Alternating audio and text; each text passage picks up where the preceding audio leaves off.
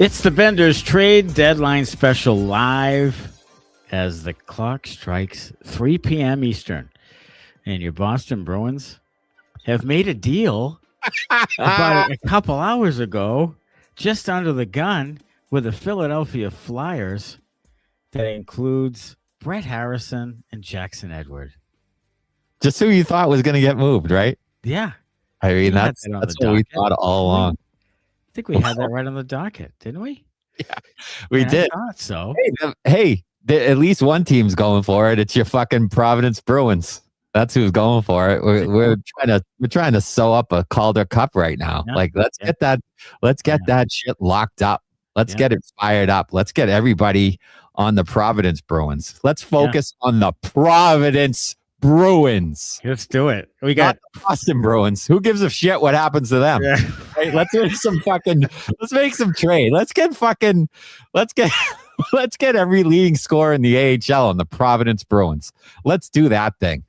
Let's ride or die with the Providence Bruins. The Providence Fighting Chicken Parms. Let's do that thing. Let's not worry about what happens in Boston. Let's focus on Providence. This is what I was talking about last night. Not only are they building the roster of the Boston Bruins from the bottom up, they're starting even below the bottom of the Boston roster. They are. They're starting in fucking Providence. Right. That's what we're doing. Right. We're fucking crushing it. Like, who won the deadline? It's the Boston Bruins. They won the deadline. They did. The Providence Bruins are going to be the team to beat in the Calder Cup fucking playoffs. I can't wait. Love it. Is it going to be all you can eat pasta night in Providence? You got Massimo Rizzo. Yeah. I think it's all you can eat pasta night. I think it is Spaghetti day. It's Friday, but yeah, close enough. Frank Rizzo and Gaston Gingras. Who was the other guy? Yeah, it's Look, and this is something we'll talk about Wednesday night in the episode. Yes, about moving on from prospects after a while. Like Brett Harrison was drafted in 21 or 20, like a long time ago. I had heard a lot about him in the beginning. Then heard a lot of not so great things about him for a while. And then they finally move on from him. It's still at 22 years old, which I thought was interesting. Yeah. And Jackson Edward as well. Like, there was another guy. He's going to be the next Adam McQuaid. He's rough and tumble. He's nasty. And then he didn't do that for a while. And then he slowly fell off the chart. So two guys who fell off the chart. What I don't understand is, and Connor was trying to tell me about roster spots, and maybe they're trying to sign a bunch of guys that they've drafted, college guys, maybe make a couple of moves. But they only have 44 contracts from what I saw out of the 50. So there's some room there already. Yeah. So I don't know what this is about. I don't know if it's just taking a flyer on a couple of guys that had some. Gendron especially was kind of a hot ticket when he first, he was playing in the queue and all that stuff. So he was kind of a goal scorer and people thought he might have a ceiling. But neither of these guys are going to play NHL hockey probably ever. So I don't understand what it's about. Connor, go ahead. Yes, you have contracts to sign, but you're going to be signing players to shove people on the main Mariners roster at that point. So they're taking some players who are a borderline AHL, ECHL defenseman in Edward and then Harrison and sending them back in for two players they can just not qualify at the end of the year. Right. Okay. So you do that. So you open up a couple of more spots. Okay. It's something you can do. But yeah, I guess that's true. Was it Harrison who was up this year? One of them was up this year. I thought they both had one more left. They both had one more? Okay. So maybe that's it. And fine. If Harrison's that's it. Contract is up at the end of the year and Edward has one more year left. Okay. So Harrison was done at this year. Right. So, okay. I mean, I guess. But I don't know. It seems like who was the guy a few years ago that they picked up, and he was a high draft pick that never panned out, and he played with the Bruins or Providence Bruins. Remember that it's like 3 years ago. I can't remember the guy's name now, but he was a forward who was like a legit prospect, never panned out. They brought him in to play at Providence and they finally let him go. I can't remember his name now. But it seems like that, like another kick at the can, see if you can strike lightning in a bottle thing. I just don't love it. Go ahead. So a couple trades have broken since you guys have been live. Bobby McMahon is headed from Toronto to Seattle for a second and a 4th round pick. And Justin Falk headed from St. Louis to Detroit for a 1st and a 3rd. Okay. All right. So, but we held on to Andrew Peeke because, got to have that right-handed D depth. Need that. You scratched the guy twice out of the gate, out of the break. Yeah. And you're not going to re-sign him. No, you're not. You need that though. You need the depth, just in case you do, make it into the playoffs. Because this is a playoff team, boys and girls. Explain to me. I can't explain it. I can't explain any of it. I don't know what the fucking plan is. I haven't known the plan for 3 years. Can't explain a damn thing. I want to know. Look, I don't want you to. In my opinion, I don't really think it's a buyer or a seller thing. I think it's you trade away a couple of the pieces you're not moving on with that have a little bit of value, and you can get something in return. That's all I'm really saying. I'm not saying it looked like there weren't any real top 6, like can't miss top 6 forwards, top 4 D-men. You can make an argument on what's a top 4 D-man and all these guys that were moved around. I get that. But what I don't get is that you could save $5.75 million if you got rid of Casey Mittelstadt 20 minutes ago, like for whatever. Like you could put that money in the bank. Viktor Arvidsson, who has 17 goals, and by all accounts, you've been pumping his nads about being this great leader. You can send him out to a team ready to try to run for a cup with another guy who could play 3rd line and might be able to score some goals for you and be a decent leader and a good veteran. You can get something in return for him. Andrew Peeke, you're not signing the guy again. So you can send him. He's a right shot D. We're seeing some right shot Ds that got 2nd and 3rd round picks. I'm fine with that. 2nd and 3rd round pick. The guy's going to walk at the end of the year. So you can dance around the thing and you can tell me, well, this, you could try to make logic out of it, but I just think it's very simple. You have guys you're not moving on with, and you shouldn't be moving on with Viktor Arvidsson. And the talk about extensions and things makes me want to cry because it's just, this is a guy you struck lightning with. It was a good move to try to put a guy in there who could score some goals for you, be a leader. He was Sturm's guy, but you have to understand, like, after that, you move on. It's like the Patriots with Stephon Diggs. You bring him in. You needed that position. He's a veteran who will produce some. And then when it's not cutting time, you send him because you just don't want to invest that much in him. You have to know when to cut the rope. And that's what I don't understand about this deadline is the worst thing you could do is nothing. And they did nothing. Yeah, it doesn't make any sense. Like I said, I don't know how you can make heads or tails out of it. Are they trying to win? Are they trying to make a push for the playoffs? Doesn't seem like it. They didn't go out and get anybody. And based on their effort last night, I don't blame them for that. So if you're not doing that thing, you got to sell off some pieces that aren't going to be part of the future. Right. It's cut and dried. It's plain and simple. It's right there in front of you. And don't tell me you can't get anything for any of these guys, that nobody wants any of them. Because there's guys worse than guys that you have that have gotten 2nd and 3rd round picks. It's happened. Right. So there were probably trade partners out there that you didn't explore. Maybe you were too busy on the phone cooking up this AHL trade. Maybe that took up too much of your day. The Andrew Peeke thing is just stuck in my craw. Like you have 8 defensemen right now with Jordan Harris back. You could bring out Frederick Brunet and give him a crack at it the last 20 games if you really had to. You have enough depth there. You do. So sure you do. Why don't you just send Peeke? You're not making the playoffs. And if you do, it's a miracle, right, at this point. And here's the other thing. Several people, Don, privately and publicly, and you named a couple of them, We're talking about how they thought they deserved a move. You didn't make one.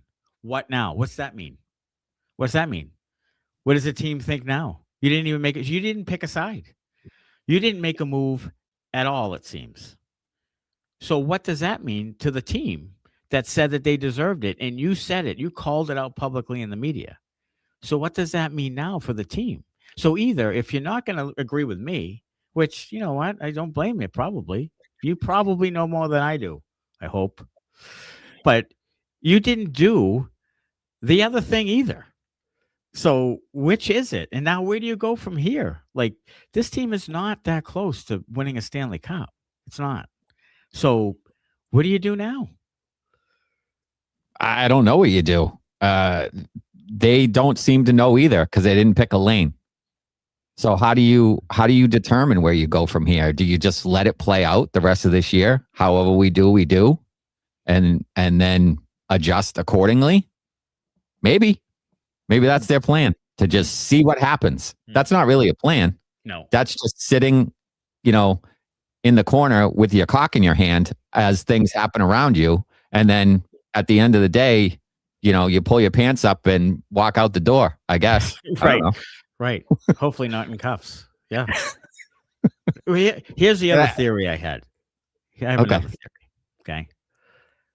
Last year, within the last year or two, the Bruins had the worst prospect pool in the world. They had literally no assets to trade unless they traded McAvoy or Pastrnak or whatever, or a goalie. So now, after drafting Letourneau and drafting Hagens and a couple of other guys in trade, Zellers, Minton, you think that they have more assets now. I wonder if their assets are not viewed the same as we may think they are, because it was so barren and fans were so adamant that please give us some young prospects. Please give us someone with some substance. Maybe their prospects aren't viewed the same way that we viewed them, don't have the same kind of value, and they're figuring that out. And the reason why I say that is because in those coaching interviews, when they talked about Don Sweeney's player development, and he actually mentioned it, that they didn't do a good job of player development. Is it the thing around the league that says the Bruins don't develop players very well?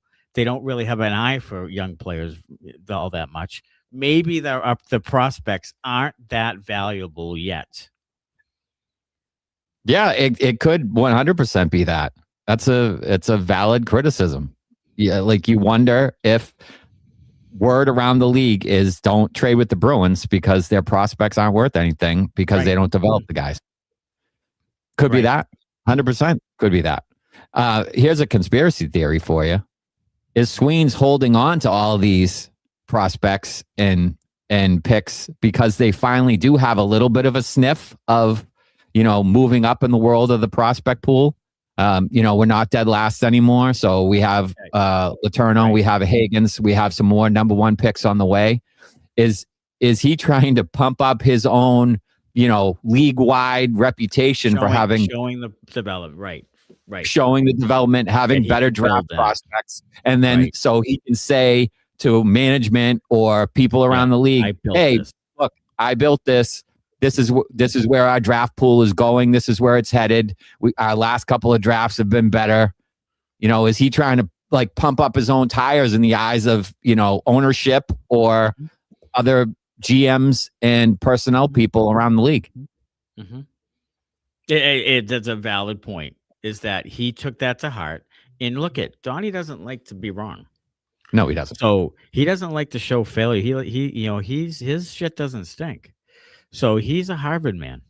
He didn't love them saying, your play development isn't great. So, and he even said it, it hurt him enough to even say it publicly.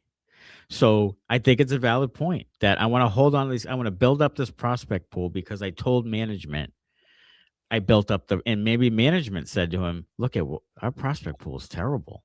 We can't keep trading first round picks. We can't keep doing that thing anymore. So we need to build that thing back up. And maybe that is true. Maybe that is true. But if that's true, great. But are we building the Bruins of 2032, 33? and David Pastrnak is an old man? Yeah. Or Not are if we Neely building has anything something to say sooner about than that? it. Not if Neely has anything to say about it. Yeah. Because I worry about this core that you have right now having any type of they'll have no purpose in what you're doing. So I worry about that. I mean, is there a blockbuster coming because they've decided that they're doing the build it up, and they're not telling fans so they can raise prices and all that, but they're going to build it up with youth, and then eventually they're going to move on from these guys that they have now at some point because they'll be pretty good assets. Like right now, McAvoy and Pasternak's values are probably the highest they will ever be. So is that where they're going? Because if they don't, then Pastrnak is never going to see a winning team here until he's 35. So it might be what ends up happening. I mean, we talked about it a little bit before, but in order to accelerate the rebuild, it might be on the shoulders of David Pastrnak and Charlie McAvoy getting traded out of town at some point. Mm-hmm. Like that might be what actually makes the thing work again. You know, you have these young prospects that you hope hit. You're not sure if they will, but you know, the Hagens, Letourneau, Zellers, Cooper Simpson et al. Mm-hmm. You have that young core group. Mm-hmm. And maybe it's the trades of Pastrnak and McAvoy where you can get, some younger impact players in, or you get high first round picks, whatever the case may be. It might be that finally turns the thing around. Yes, I mean, that's a shame that you're wasting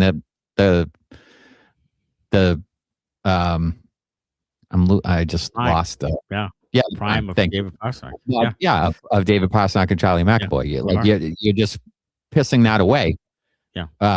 For no good reason, really. No. And Pastrnak, one of the best forwards you ever had, and you're just not giving him anything. Now, you might have just put yourself in a position where you can't get something. Like your prospects pool was so bad, and making that run at another cup with Bergeron and Krejci put you in even a bigger hole than we thought it ever could. Like we thought it was a real risk at the time, but you know what? You go for it. We want the team to win the cup. They have a legit chance. Go for it. I go for it every time you have a chance. Sure.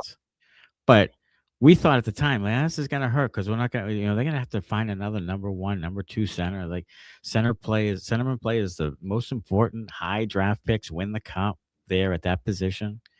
But it might be even harder than we even thought. Like they may even be in a bigger hole than we even thought. And that's probably why Elias Lindholm was signed, and they're going to sign Pavel Zacha again. And they're going to go with that group because they can't find, Robert Thomas. They're going to want Hagens, Letourneau in the first. They're going to want it all because they're going to want the top 3 or 4 things you have because those things together are valuable, but not separate, not apart. So yeah, it could be. I mean, I don't know where you go other than hoping to hell that Hagens and Letourneau are the real deal. And if they are, great. Yeah, that's what it comes down to.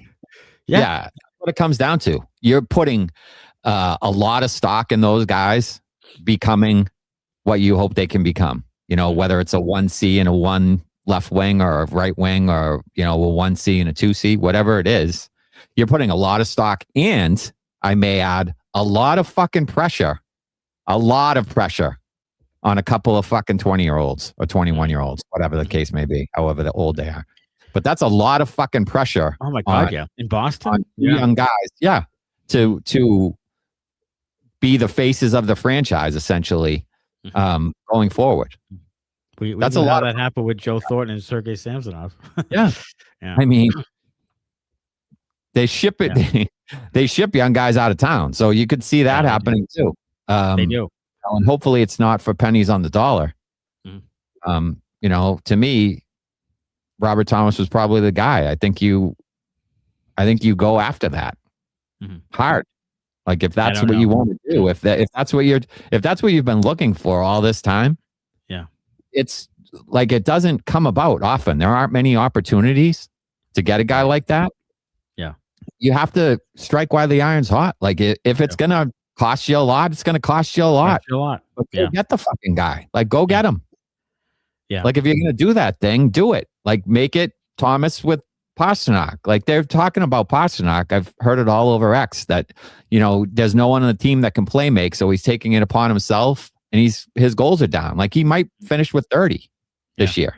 The lowest total he's had in like a decade. Yeah, it's low. Because there's no one else on the team that can fucking pass the puck. Right. I've been saying all along, you need David Pastrnak to be your highest goal scorer because he's your best goal scorer. You need that. He is. Yeah, he is.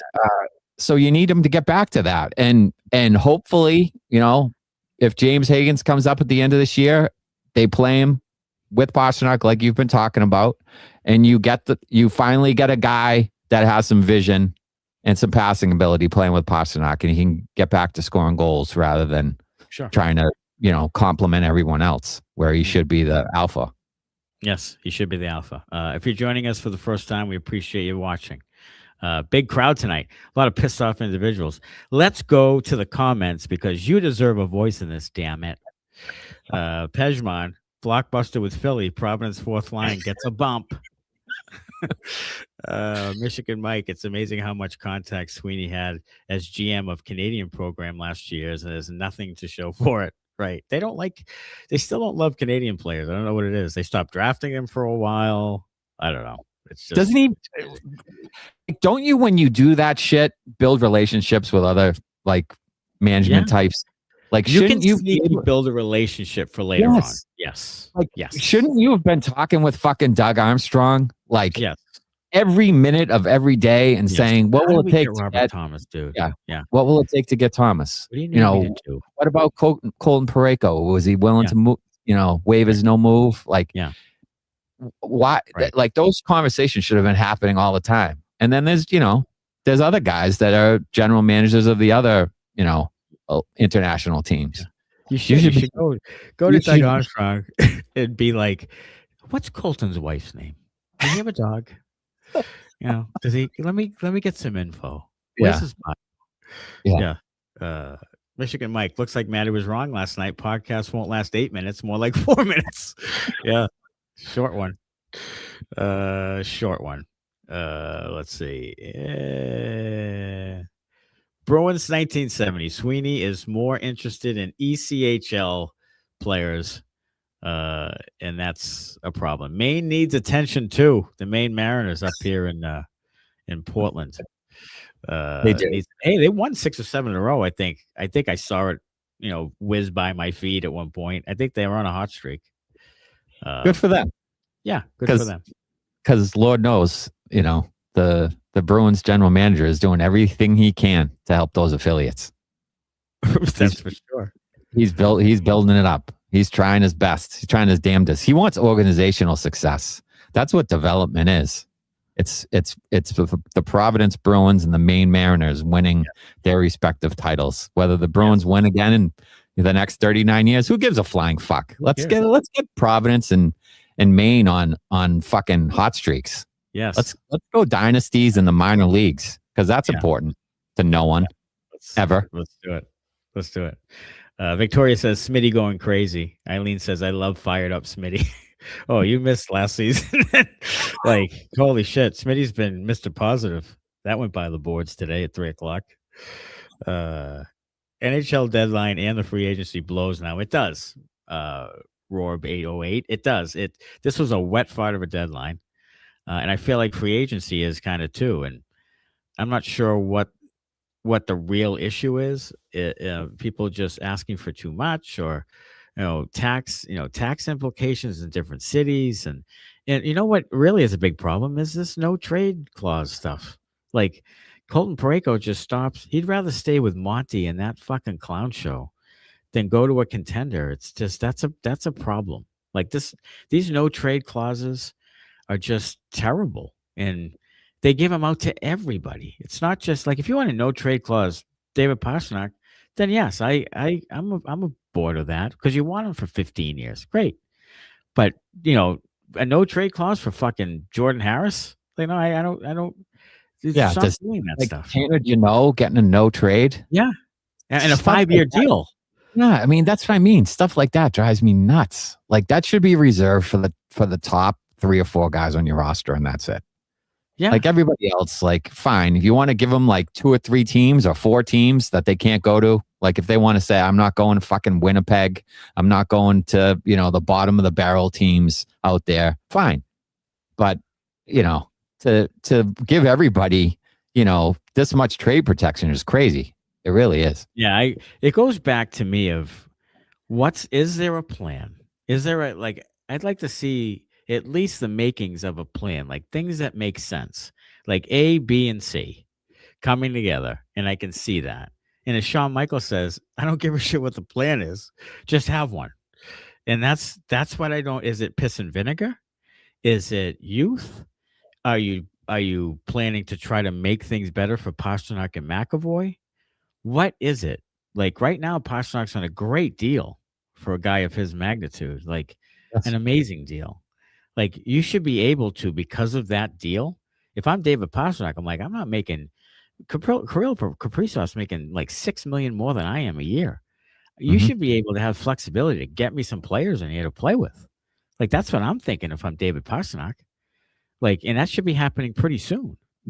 So what's the plan? Do you envision David Pastrnak having a real chance by the time he's 32, 33 years old to win a cup here or not?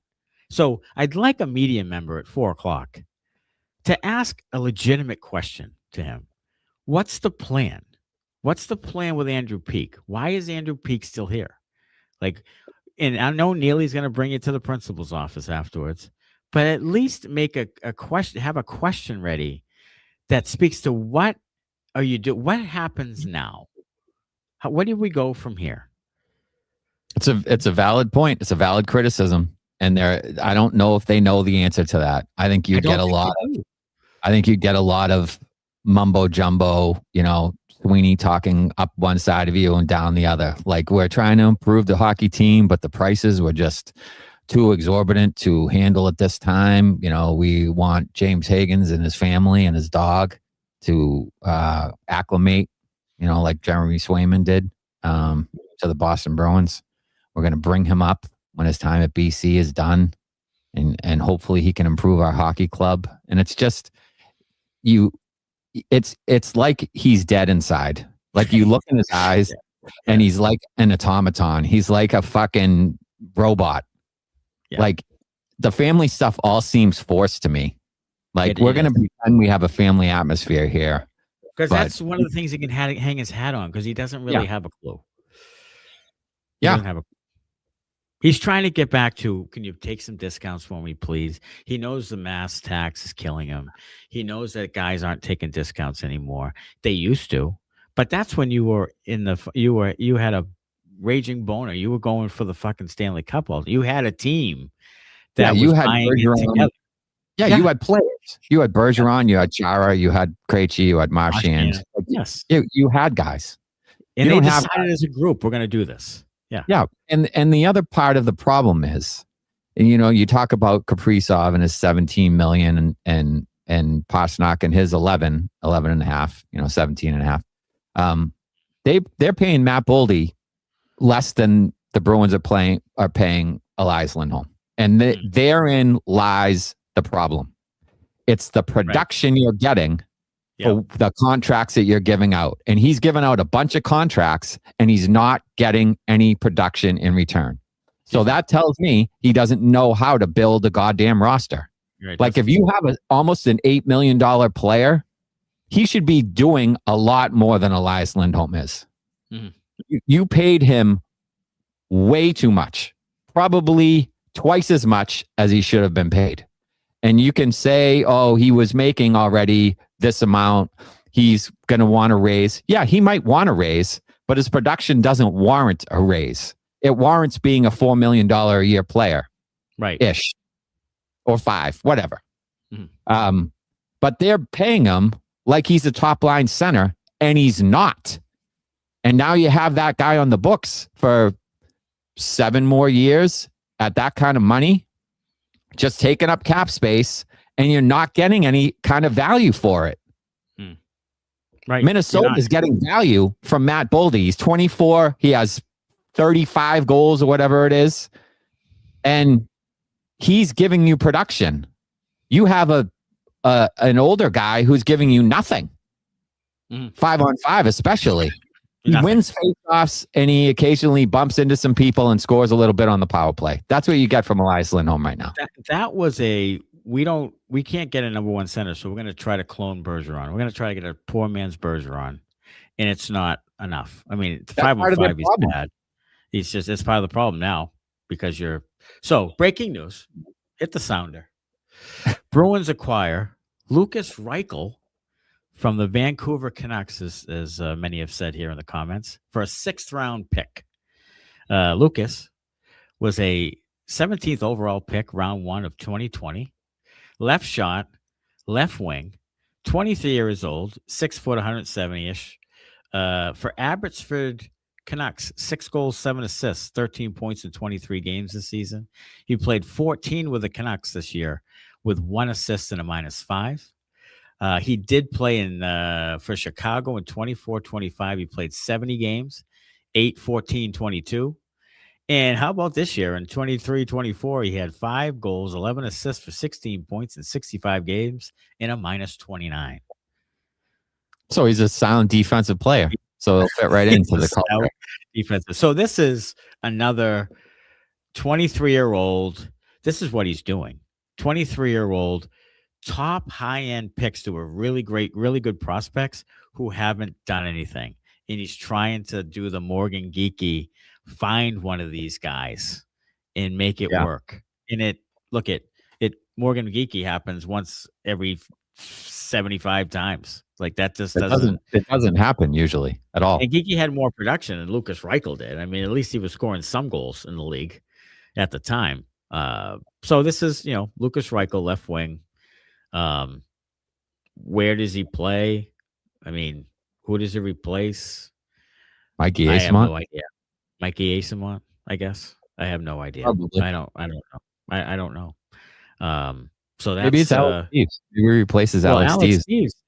Alex Steves, you're in for 1.7. This is what I'm talking about, Sean Michael, is that this is the type of trade you get when you're just kind of grasping at straws. Like you're looking at the draft. I swear Don Sweeney is looking at on Hockey Reference at the previous drafts, and he's going down and saying, okay, who's in the top 20 of all these drafts? Which guy sucks? All right, Lukas Reichel. Let's get that guy for a 6th-round pick so I can look like a genius when he scores, 10 goals in November. So I don't know. I mean, this is kind of where we're at, is trying to get lightning in a bottle with a former high-end prospect who's not going to be able to get it done. I mean, this is a nothing burger. This is doing something to do something. Do you think that Charlie McAvoy and David Pastrnak are looking at this trade and being like, yeah, that's what we deserved. That's what we deserved. Right up the ass. If they look themselves in the mirror after their performance last night, then yes, this is what they deserved. They deserved Lukas Reichel for a 6th-round pick. That's how they played last night. That's how they played. If I was a GM and you did that last night, I would come in at 8 a.m. on Friday with my hair on fire if I had any. Like, I would just I'm ready to fucking send everybody. I'd be so pissed after you said that you deserve this and all these guys are coming in publicly and privately, and I said it in the media so I acknowledged it in the media, and then you lay that egg on Thursday, I'd come in thinking, who can I fucking trade first? Honestly. Like I would be, I commend him for not losing his mind. And I'm not saying that my method's very good either, but I would be more likely to be like, what can I get for Peeke? What can I get for Arvidsson? What can I get for Middlestat? What can I get for some of these guys? And I would have shipped everybody out last night after the game. I would have pulled the Washington Capitals, traded John Carlson at 1 a.m. I would have traded half my team at 1 a.m. last night. Yep. So, yeah, I mean, that's another team. Like Washington gets it. They trade Nick Dowd and they trade John Carlson. And Alexander Ovechkin comes out and says, the worst day of my hockey career, losing John Carlson. But you know what? Washington gets it. They get that their team isn't good enough. And they traded the guy for an asset. And so be it. That's good business. That's good business. It is. I mean, As much as and the problem with that thing is Sweeney and defenders will say, well, they did John Carlson dirty. Yeah. People aren't going to want to come there because they did John Carlson dirty. That's not true at all. I don't think that's true at all. If they're willing to pay and you have other guys there that are good players, people will still go there. The money's still green. It still works. Like there's going to be guys that will still go there. They're not going to think about John Carlson when they're signing their new contracts. Right. But that's what you have to do. You have to be willing to move on from guys when it's time to move on. The Bruins probably should have traded David Krejci 2 years before he retired. Yes, to get a haul to turn that thing around. They probably should have done that. I actually threw it out there in 2013 after they lost to the Blackhawks. I actually threw it out then to people like, they should really consider maybe what they could get for Krejci right now. Like then.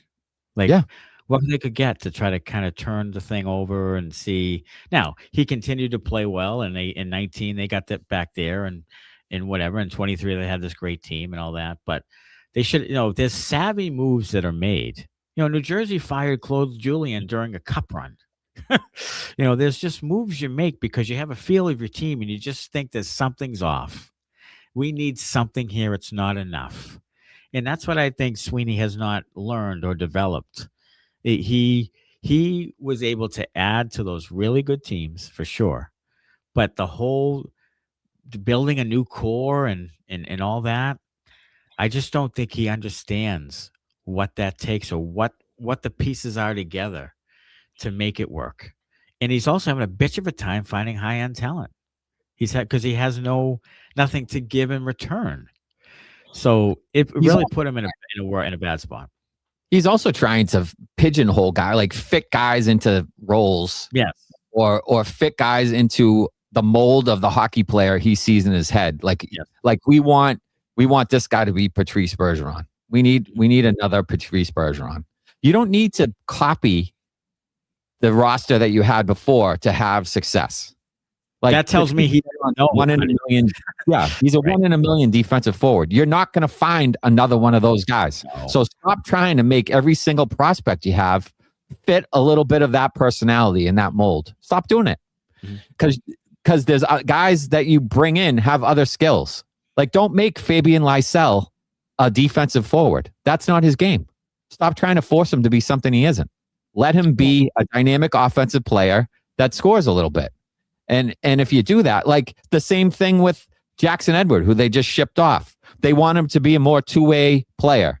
So he got away from all the physicality and the suspensions or whatever. And all of a sudden he sucks now because you turned him into something that he's not.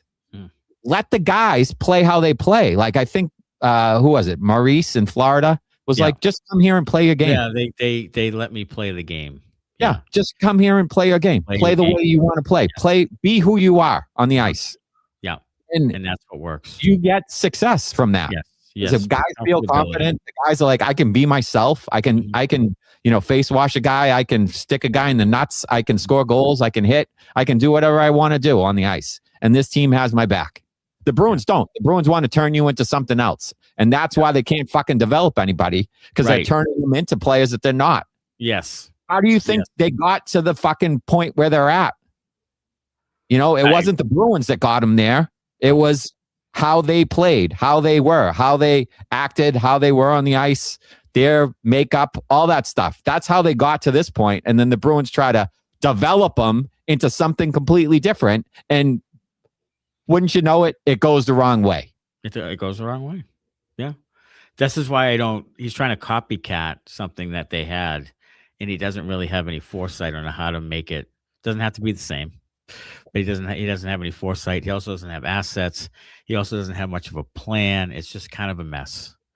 And again, if it's Hagens and Letourneau, then Pasternak's not part of the deal unless he's Mark Recchi on that team. Unless he's unless he's Jaromir Jagr at that, at that. Yeah, he's going to be Alex Ovechkin. He's going to be standing in the left wing circle, ripping one tees. Yes, on the power play. Yeah, that's how it's going to be. Let's see. Yeah, so the Lukas Reichel, that's another thing. Like, Lukas Reichel is obviously an AHL player. You give up a 6th round pick. Like, I just don't understand that. unless you have some intel on Lukas Reichel, or actually, is he Swedish? Is that a PJ Axelson? Oh no. What the hell is that? Like, is that, I had Reichel stuff up here. Germany. He's German. So Sturm had him probably on a national team. Maybe. At some point. He played on the 2020 U20. Did he do U20? He's done some international stuff. So he might have been on an Olympic team, maybe for tryouts, and then got cut, or who knows? Maybe he made an international team. Coaching U20 teams, right? Years ago. Didn't he coach World Championships or something? Yeah, and he was on. He was on. Reichel was on the 2020 U20 team for Germany. I'm gonna look it up right now. So there you go. So maybe there's the connection. And look, I don't hate it. No. I don't hate it, honestly. No. It's a 6th-round pick, which is a nothing pick for a guy who was a former first rounder. Like, I don't hate it. I don't. Right. But he was the former U20 general manager a year or two before Reichel played. Okay. Sturm was the general manager of the U20 German team. Yeah, so he's I'm sure come across Reichel in his travels with international play in Germany. That's probably part of it. Reichel was on waivers earlier this season, says Bryson 7329. Hockey Talk says 100% right, Smitty. Draft the best player, develop them into the best version of what they are. Instead, they draft Bruins and force them to be Walmart brand Bergeron. No wonder our development sucks. Beantown Bruins, hopefully Toronto don't suck so bad that we can't get the pick. That's one thing Bobby McCann just went, Lawton just went. Like, now I'm scared. They go 3-17 the last 20. They might end up in top 5. Get the duck boats ready, says Andrew Paterkin. Yeah. Seems like a move just to please the coach. So to me, there's some sort of connection with Sturm there. It has to be. It's just too coincidental. And they saw him on the waiver wire, and Sturm was like, "Oh, I know that kid," and said, "We'll give him a shot." Okay, fine. Again, I said, I don't hate it. I don't hate it. It's a flyer on a guy that had some potential at one point in time. Yeah, fine. Right. Like, I don't hate it, but that there's nothing to it. Like, it's not going to help the Bruins one way or the other this season, I don't think. Maybe it'll help the Providence Bruins get that elusive Calder Cup title. Yeah. But it's fine, because a 6th-round pick is essentially giving up nothing. It's a lottery ticket. Hopefully you hit on it. I hope they do. I hope fucking Reichel turns into Leon Draisaitl. Maybe he starts to fucking figure it out. I don't know. Victoria makes a good point. Listen, I wouldn't be pissed if they just came out and said we aren't doing anything. And we've said this a million times. Just be transparent. Like that, and it's teams in Boston and maybe beyond. They just feel the need to make you feel like an idiot, or to try to dance around things when they could just come out and say, look, we don't see anything on the market right now that would really help us going forward. We have a plan here. We're not going to risk that plan by doing X, Y, Z. And I think people would be like, okay, but then they'd need to see the plan continue. But at that moment, I think that people would say, okay, they have something in mind. Instead of saying, we're going to be aggressive. No, we're not going to take a rental. No, we're not going to trade guys off the roster. No, and just dance around the thing and then end up doing nothing but getting Lukas Reichel and trading away Brett Harrison and Jackson Edward. Like, that's what makes people uneasy. And I don't understand why they don't believe that. They don't see that. That's what makes fans wonder what you're doing. Yeah, the fans here pay attention. They do. So when you give them a load of bullshit, they know it's bullshit. Mm-hmm. They do. So you're better off just being straight with them ahead of time. Just tell them what you're planning on doing. They'll buy it. They're loyal as hell here. Mm. Like, they'll still go to the games. They'll still buy the jumbo meatballs. They'll still buy the beers. Yeah. By the way, Kevin Paul DuPont today, did you see this? He said that the TD Garden has one beer stand. Yeah, for $5. For $5 that moves around the TD Garden. Yeah. There's a difference. I had no idea. I had no idea. Somebody was like, I was a season ticket holder for 25 years. I never knew that they had. Never knew that. Now the guy's going to get harassed. Yeah, he is. I mean, he is. I never knew that. What is it? Fucking watered down Natty Light? Yeah, it's one offering. So yeah, it's probably Bud Light or Miller Light or whatever the hell it is. Yeah, one stand, probably lying around the goddamn corner. Yeah. Odyssey says, when it all comes down, you can't be pissed off your front office for not being transparent when it's trade deadline. Come on now. Not sure what that means.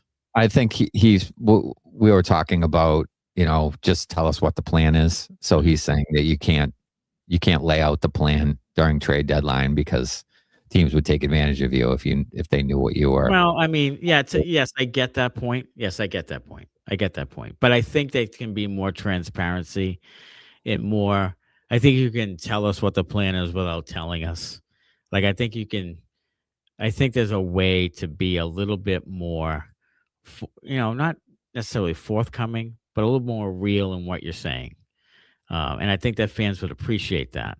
Like sometimes they say, well, we're not going to, Neely said a year ago, like, I don't look toward the future. And now it seems like, well, we're not going to make the playoffs just to make the playoffs. Like, which is it? So I just want a little bit more transparency in how they communicate. I get the fact that they can't give the plan for the other team and all that. I mean, I get that. So yes, thanks for correcting that. That's absolutely true, Odysseys. But I still think it can be a little bit less Harvard man talking over me. You know what I mean? Talking around me. Now Pat says, I'm selling the tickets I have for the rest of the season. I'm not watching and spending good money watching a team that's going nowhere. Well, I mean, unfortunately, I kind of saw this coming a mile away, and here we are. Now, look, does a team band together and say, fuck it. Let's pull our pants up. Let's beat Washington Saturday at home because we feel good playing at home. And let's see what we got and see if we can make a little bit of a run here. Maybe it brings them together. Who knows? I mean, it might be that type of group. There's some inkling that it could be that type of group. Maybe. Yeah. But maybe it galvanizes them.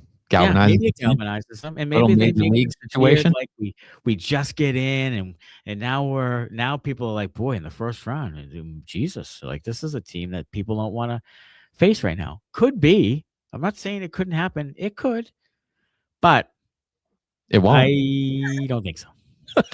I don't think so. Sweeney can't have it both ways. If the prices are too high, sell. If not, asking him to trade huge pieces, you have some guys that could land decent returns just like last year. Doing nothing is unacceptable, says John Lacey. I agree with you. And Dan Mader says, here's hoping Donnie has a plan for the next trade, and he's just playing it low today. I think the offseason is a very interesting, if they don't make it, I think the offseason is a very interesting time. I don't know what's going to happen, but I find it a little bit fascinating what might happen. I think so too. I think it could be very interesting because I think if they don't make it, you have to think at that point in time, at least Sweeney is on notice. Yeah, you can't be year 3. You extended him for 3 years. If he misses the playoffs all 3 years, he's got to be gone. He's got to be. You would think so. He has to be. So there's that part of it. And then there's also, what are you going to do with, some of these guys that you have, the middle stats of the world, the Zachas of the world? Like, are you going to extend those guys? Like, what's going to happen with Arvidsson? You're letting Peeke walk. Who are you filling in at right D? There's a lot of question marks with this team, obviously, because the roster's not very good. So, how do you piece that thing together? Is it James Higgins? Is he a full-time Boston Bruin next year? There's a lot of interesting kind of ways they could go about it. A lot of different moving parts, and it'll be interesting to see how they piece them all together. It will be. We have a lot of people watching on X. Really appreciate it. Awesome to see. Subscribe to the YouTube channel. Yeah, go on the YouTube channel so you can catch us in the post games. The next one is tomorrow after the Washington Capitals game, 12:30 start. We do all the post games. So hit subscribe, put on your notifications, hit the thumbs up, We love to see this big group watching us here. Yeah, appreciate during it. the trade deadline. Appreciate it immensely. We'll be back at it tomorrow. 12:30 game against the Washington Capitals. We'll see what happens. Capitals without Dowd, Carlson. God knows what your protest is. Is a little dinged up. Who knows what's happening with that team? Probably lose 7-2. Yeah, So the I mean, Capitals Predators are- without 4 guys or 5 guys, and they kicked your ass last night. Yeah. So They did. Yeah. But hey, thanks everybody for joining us on this trade deadline special. We'll see you tomorrow after Boston, Washington. As always, go Bruins. thanks a lot. Bye-bye.